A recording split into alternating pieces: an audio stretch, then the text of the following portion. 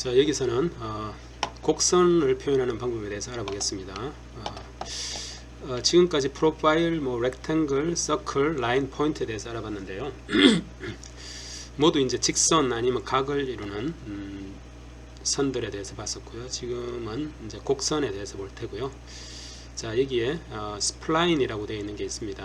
요 드롭다운을 클릭해 보면 커넥트도 있고 파라볼라 바이포커스가 있고 하이퍼볼라 바이포커스가 있고 코닉이 있고 그렇습니다. 자, 여기 아래 창에 뷰의 밑에 창에 패널들이 있습니다. 이런 아이콘들이 이렇게 있는데, 혹시 여러분들이 보고 있는 그 패널과 제가 지금 보고 있는 패널의 배치가 좀 달라 보일 수도 있는데요. 그것을 지금 현재는 스케치 탭에서 지금 보고 있죠. 스케치 탭에서 보고 있는데, 스케치 탭에서 또는 다른 탭에서 제가 사용하고 있는 이런 아이콘들의 배치와 여러분들이 보고 있는 배치가 좀 다르게 보일 수 있는데, 이 패널에서 오른쪽 마우스 클릭 아무거나 합니다. 오른쪽 마우스 클릭을 하면은 Reset All Section Positions가 있습니다. 이거를 클릭을 하면은 이거는 섹션들의 포지션을 다 리셋하겠다라는 겁니다. 배치를 다시 리셋 초기 값으로 하겠다라는 겁니다. 이걸 클릭을 해주고 OK를 눌러주면 이제 초기화가 됩니다. 작업을 하는 동안 아이콘들을 위치를 바꾸고 의도했든 의도하지 않았든 간에 이제 바뀌는 경우가 종종 발생할 수 있는데요. 그래서 좀 혼란스러울 수가 있는데, 지금 카티아를 어느 정도 배웠을 때는 그게 문제가 되지 않습니다. 지금 시작하는 단계에서 이런 아이콘들의 배치가 제대로 되어 있지 않으면, 저와 동기화되어 있지 않으면 좀 혼란스러울 수 있으니까, 만약에 다르다면 이제 오른쪽 버튼 눌러서 Reset All Section Positions라는 메뉴를 클릭을 해서 OK 버튼을 눌러주기 바랍니다. 자, 여기 바로 초기 배치 환경입니다. 자, 그래서 프로파일, 렉탱글, 서클, 라인, 포인트까지 봤습니다. 그죠? 그리고 지금은 이제 곡선을 보려고 하고요. 뒤에 쭉 좀 더 보고 이제 실제로 예제를 풀면서 정교하게 어떻게 사용하는지를 자세히 볼 거고요. 지금은 어떤 기능이 있는지 구경한다라는 컨셉으로 학습을 하시면 되겠습니다. 자, 스플라인 있죠? 스플라인이 만약에 안 보인다면 드롭다운을 누르면 제일 위에 스플라인이 있는 게 보입니다. 이걸 클릭을 해봅니다. 스플라인 곡선이라는 것은 이제 두 점과 그 점에서의 곡선의 기울기 정보를 가지고 곡선을 구속시키는 걸 얘기를 하고요. 자, 한번 클릭해 봅니다. 포인트를 하나 클릭하고 직선이 보이죠? 두 번째 포인트를 클릭합니다. 자, 이렇게 됩니다. 그리고 세 번째를 클릭을 하고 세 번째에서의 기울기에 따라서 저쪽에 첫 번째, 두 번째 곡선에서의 기울기가 결정이 됩니다. 이렇게 점들을 이어서 곡선을 표현을 할 수가 있습니다.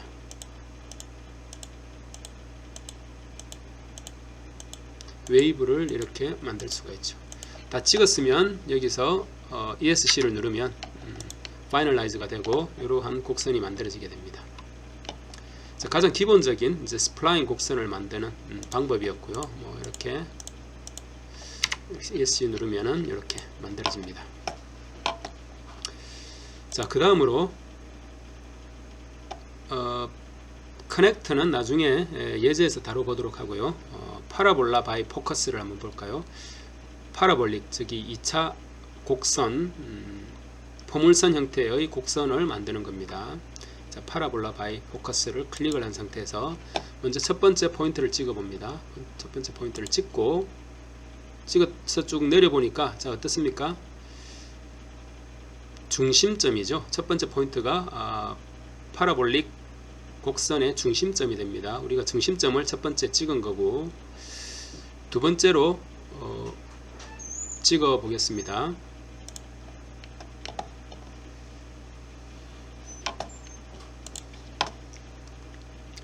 자, 파라볼라 바이 포커스를 한번 실행해 보겠습니다.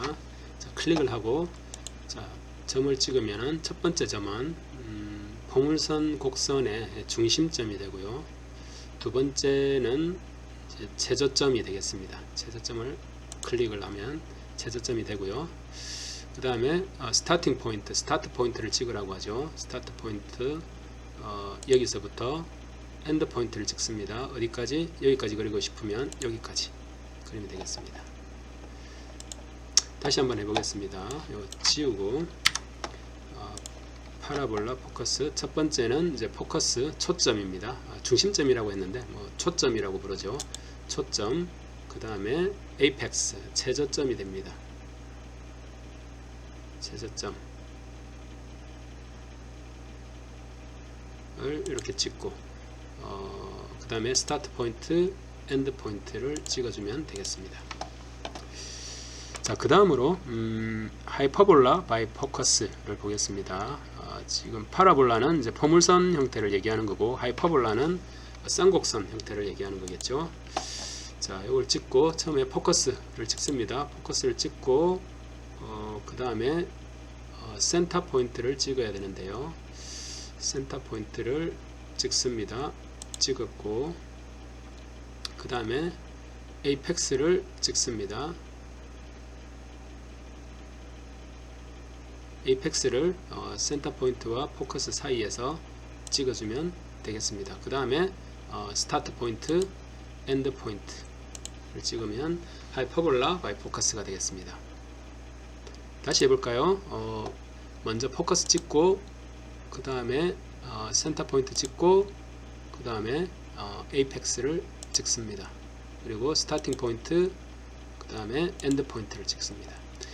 자, 이렇게 뭔가 곡선을 그릴 때 도구 팔레트를 잘 보면은 이제 힌트가 있습니다. 제일 처음에 포커스를 찍으라고 하죠. 포커스 찍고 그 다음에는 뭐죠? 센터 포인트를 찍으라고 합니다. 센터 포인트, 그 다음에는 에이펙스, 그죠? 에이펙스, 스타팅 포인트, 엔드 포인트를 찍으면 되겠습니다. 자, 곡선은 이 정도까지로 하겠습니다. 이 정도까지로 하고 다시 지우고, 자, 그 다음에 키홀 프로파일이 있습니다. 키홀 프로파일 안에 보니까 elongated hole 붙어 있네요. elongated hole, elongated hole을 한번 보겠습니다. 이런 모양이 될 텐데요. 먼저 radius 반경을 먼저 첫 번째 포인트를 찍고요. 반경을 두 번째 포인트를 찍고 그 다음에 반경을 이 호의 끝에 있는 반경을 정해주면 되겠습니다. 다시 해볼까요? first center, 그 다음에 second center, 그 다음에 radius. 자, 요거를 이제 팁을 하나 알려드리면, 이것을 여러 개 그려야 될 경우에, 다른 것도 마찬가지입니다. 여러 개 그릴 경우에는 더블 클릭을 해주면 됩니다. 더블 클릭 하고 센터, first, second 반경, 다시 first, second 반경. 매번 그릴 때마다 이 아이콘을 안 눌러도 됩니다.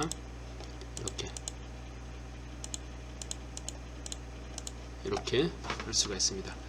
더 이상 안 할 때는 ESC를 누르면 되겠습니다. 자, 요거 선택해서 지우고요. 그 다음에 cylindrical elongated hole을 한번 그려볼 텐데요. 자, 클릭을 하고 먼저 circle center를 찍고요. 그 다음에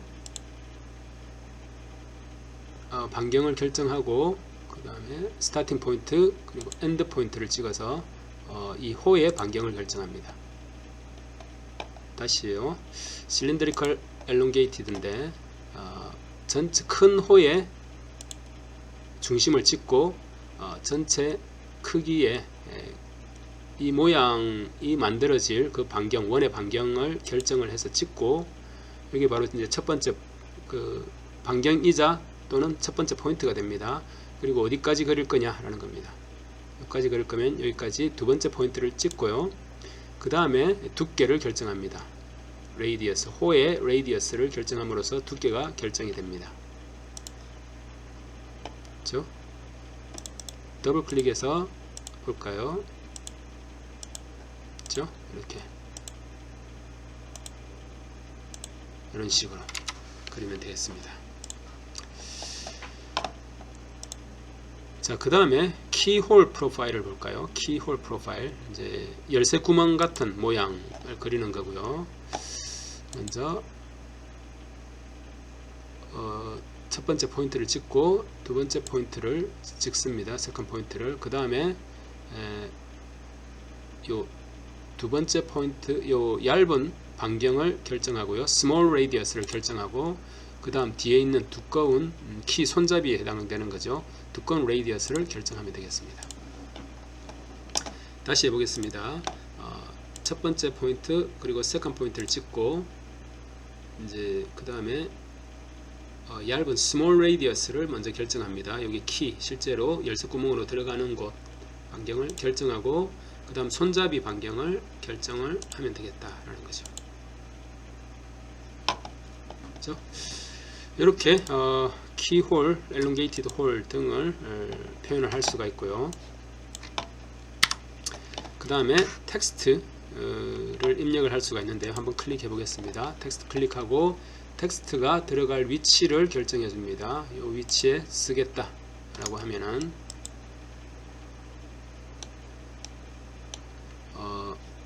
되고요. 여기에 텍스트가 기본으로 DDD가 들어가 있네요. medical IT 라고 하고, 폰트도 결정할 수 있습니다. 크기도 25 정도로 할까요? 하면은 medical IT라는 글자, 텍스트가 이 위치에 타이핑이 되겠습니다. 텍스트를 도면의 주석이라든지 설명문을, 코멘트를 달기 위해서 활용을 하면 좋을 것 같고요.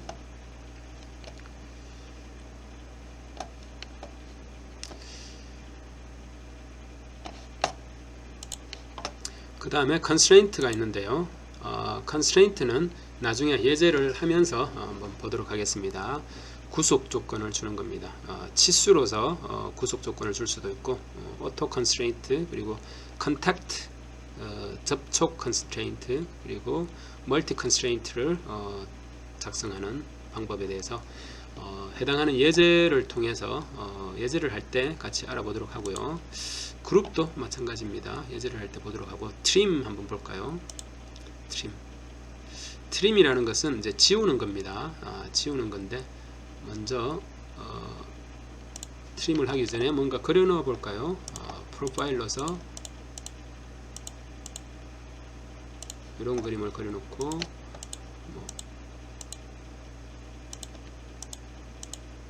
이런 그림, 그리고 라인으로서 이렇게 가로질게도 한번 그려 보겠습니다.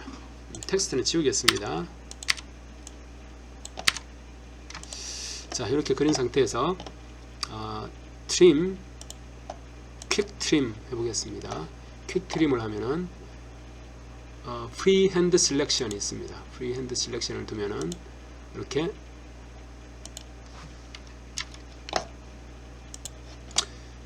라인을 좀 그려놓고, 자, 이 상태에서 퀵 트림만 잠깐 보겠습니다. 퀵 트림 여기 있죠. 퀵 트림은 이제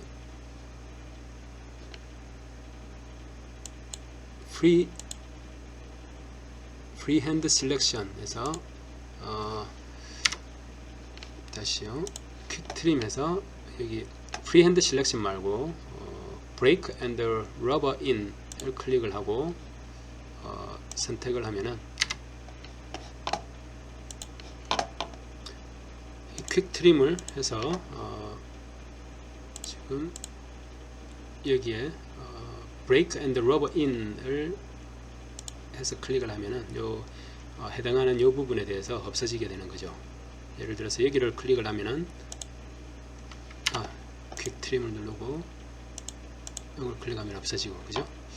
이런 식으로 하는 게 이제 퀵 트림에서 하는 거고, 나머지 트림에 대해서는 예제를 하면서 또 보겠습니다. 좀 복잡한 필요한 부분에 트림을 적용을 해야지 여러분들이 이해가 높아질 것 같고요. 그래서 코너 기능을 볼 텐데요. 이걸 지우고 예를 들어서 렉탱글을 하나 그렸다라고 봅시다. 그 다음에 코너에서 이제 이 부분과 이 부분을 두 개의 직선을 이용해서 코너를 아크로 표현을 할 수가 있는 겁니다. 이런 기능. 그리고 다시 요것과 요거 사이에 코너를 우리가 적당한 레디어스로서 이렇게 할 수가 있고요. 그리고 챔퍼라는 게 있습니다. 챔퍼는 이렇게 못따기라고 할 수 있는데요. 이렇게 이제 모서리를 꼭지점을 깎아내는 이런 기능이 있습니다.